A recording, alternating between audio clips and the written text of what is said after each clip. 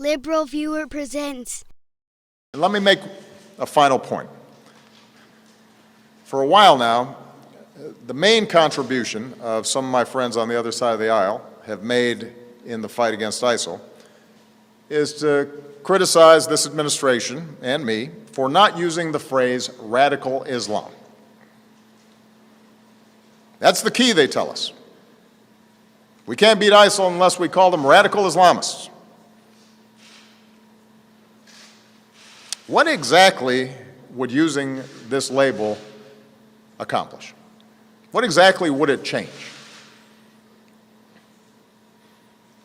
Would it make ISIL less committed to trying to kill Americans? Would it bring in more allies? Is there a military strategy that is served by this?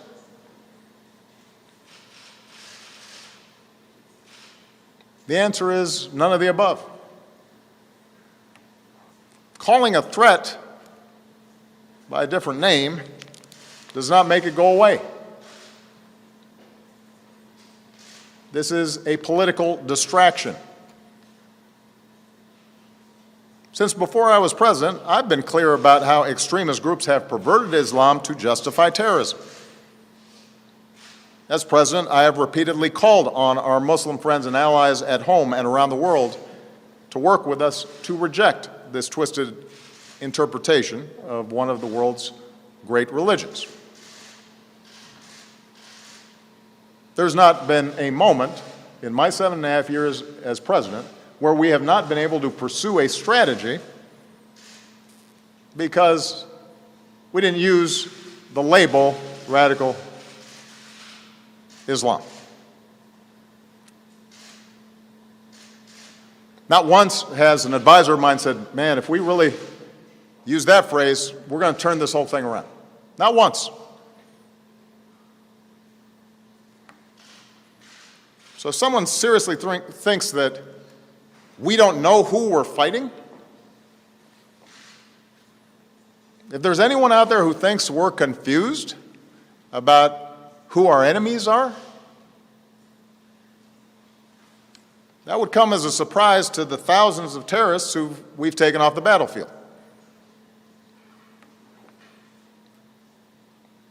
If the implication is that those of us up here and the thousands of people around the country and around the world who are working to defeat ISIL aren't taking the fight seriously,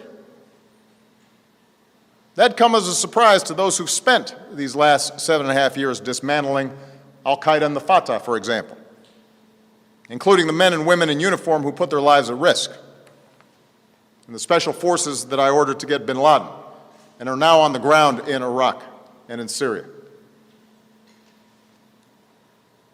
They know full well who the enemy is. So do the intelligence and law enforcement officers who spend countless hours disrupting plots and protecting all Americans, including politicians who tweet and appear on cable news shows. They know who the nature of the enemy is. So there's no magic to the phrase radical Islam. It's a political talking point. It's not a strategy. And the reason I am careful about how I describe this threat has nothing to do with political correctness and everything to do with actually defeating extremism. Groups like ISIL and al-Qaeda want to make this war a war between Islam and America, or between Islam and the West. They want to claim that they are the true leaders of over 1 billion Muslims around the world who reject their crazy notions. They want us to validate them by implying that they speak for those 1 billion+ people, that they speak for Islam. That's their propaganda. That's how they recruit. And if we fall into the trap of painting all Muslims with a broad brush and imply that we are at war with an entire religion, then we are doing the terrorist work for them.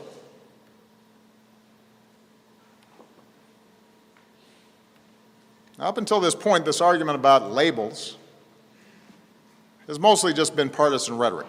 And sadly, we've all become accustomed to that kind of partisanship, even when it involves the fight against these extremist groups. And that kind of yapping has not prevented folks across government from doing their jobs, from sacrificing and working really hard to protect the American people. But we are now seeing how dangerous this kind of mindset and this kind of thinking can be. We're starting to see where this kind of rhetoric and loose talk and sloppiness about who exactly we're fighting, where this can lead us. We now have proposals from the presumptive Republican nominee for President of the United States to bar all Muslims from emigrating to America. We hear language that singles out immigrants and suggests entire religious communities are complicit in violence. Where does this stop? The Orlando killer, one of the San Bernardino killers, the Fort Hood killer, they were all U.S. citizens. Are we going to start treating all Muslim Americans differently? Are we going to start subjecting them to special surveillance? Are we going to start discriminating against them because of their faith? We've heard these suggestions during the course of this campaign. Do Republican officials actually agree with this?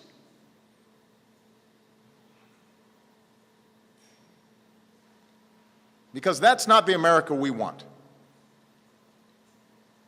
It doesn't reflect our democratic ideals.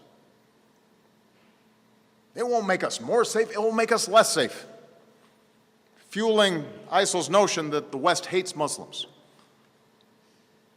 making young Muslims in this country and around the world feel like no matter what they do, they're going to be under suspicion and under attack.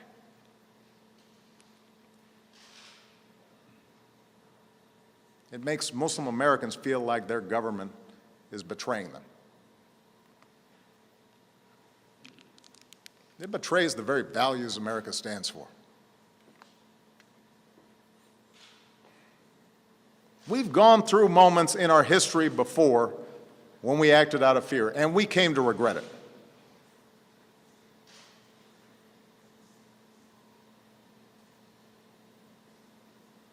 We've seen our government mistreat our fellow citizens. And it has been a shameful part of our history. This is a country founded on basic freedoms, including freedom of religion.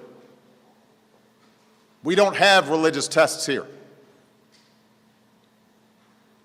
Our founders, our Constitution, our Bill of Rights are clear about that. And if we ever abandon those values, we would not only make it a lot easier to radicalize people here and around the world, but we would have betrayed the very things we are trying to protect. The pluralism and the openness, our rule of law, our civil liberties, the very things that make this country great, the very things that make us exceptional. And then the terrorists would have won. And we cannot let that happen. I will not let that happen.